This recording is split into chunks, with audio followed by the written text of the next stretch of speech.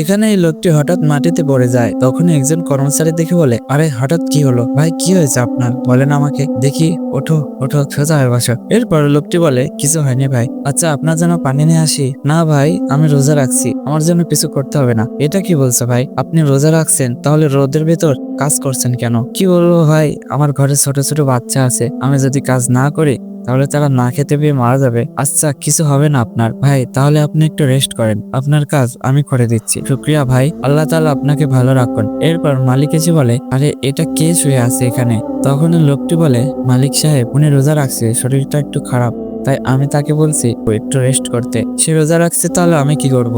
আমার কাজ চাই, কাজ হলে চলবে। মালিক তাকে বলে, আরে ওর তাড়াতাড়ি দাঁড়িয়ে যা। এরপর অসুস্থ লোকটি বলে, মালিক আমাকে টাকা দেবেন না, আমি কাজ করব। মালিক বলে, আমি তোর কোনো কথা শুনতে চাই না। অসুস্থ লোকটি হাত জোর করে বলে, মালিক আমাকে একটু দয়া করেন, আমার বাড়িতে ছোট ছোট বাচ্চা আছে, তারা মরে যাবে। মালিক মালিক নিষ্ঠুর বান্দা কোনো কথাই শুনলো না, অসুস্থ লোকটিকে ঘাড় ধরে বাইর করে দিল।